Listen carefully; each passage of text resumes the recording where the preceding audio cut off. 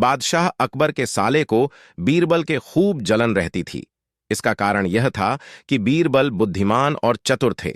वह किसी भी समस्या का चुटकी में हल निकाल लेते थे और इसी कारण अकबर भी हर जरूरी फैसले पर उसकी सलाह लेते थे। लेकिन अकबर का साला बीरबल की जगह लेना चाहता था। वह बीरबल की तरह की अकबर के दरबार का वजीर बनना चाहता था। अकबर को भी इस बात की जानकारी थी कि उसके साले में कोई गुण नहीं है और बुद्धि चतुराई के मामले में बीरबल से उससे कोई तुलना नहीं। लेकिन बेगम का भाई होने के कारण अकबर उसे कुछ कह नहीं पाते थे।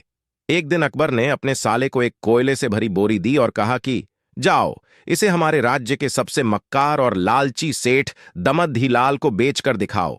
अगर तुम यह काम कर देते हो तो मैं तुम्हें बीरबल की जगह दरबार का वजीर बना दूंगा। हालांकि इस अजीब शर्त को सुनकर साले साहब बहुत हैरान हुए, क्योंकि उसे पता था कि वह कंजूस सेठ के पास से 1 रुपये भी निकाल पाना मुश्किल है। लेकिन फिर भी वह कोयले की बोरी लेकर चला गया। इसके बाद हुआ वही जो होना था। सेठ दमदीलाल ने कोयले की बोरी भी रख ली और बदले में एक ढेला भी नहीं दिया। इसके बाद साले साहब मुंह लटकाकर वापस दरबार आ गए और अकबर के सामने अपनी हार स्वीकार कर ली।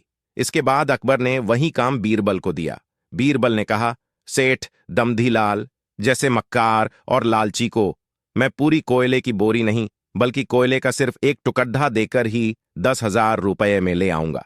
यह कहकर बीरबल कोयले का एक टुकड़ा लेकर वहां से रवाना हो गए। जब बीरबल ने एक कोयले के टुकड़े से कमाए 10,000, सबसे पहले बीरबल ने एक दर्जी के पास से मखमली कुर्ता सिलवाया और गले में हीरे मोतियों की मालाएं पहन ली।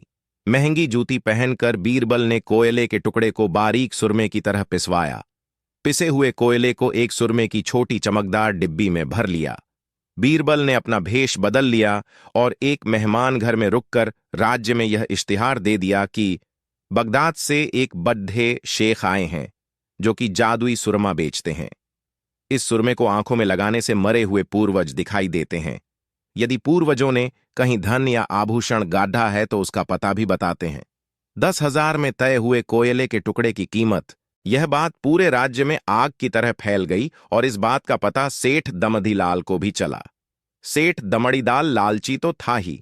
उसने सोचा कि उसके पूर्वजों ने कहीं ना कहीं धन या जेवरात जरूर गाद कर रखे होंगे। इसीलिए वह तुरंत भेष बदले हुए बीरबल के पास पहुंच गए और सुरम्मे की डिब्बी खरीदनी चाहिए। इसके बाद बीरबल ने सुरम्मी की कीमत 10,000 बताई और सेठ दमड़ीलाल भी 10,000 में मान गया।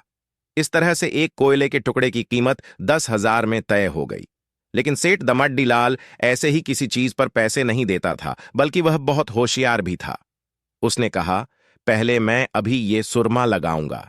अगर मुझे मेरे पूर्वज नहीं दिखे तो मैं पैसे वापस ले लूंगा।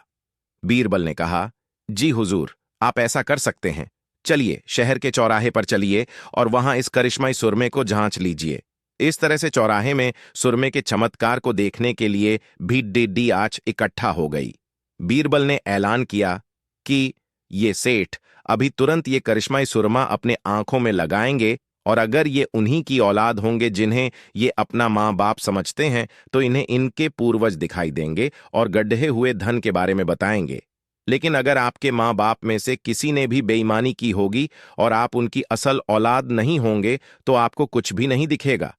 और ऐसा कहते ही बीरबल ने सेठ की आंखों में सूरमा लगा दिया। इस तरह से सेठ असमंजस में पड़ गया।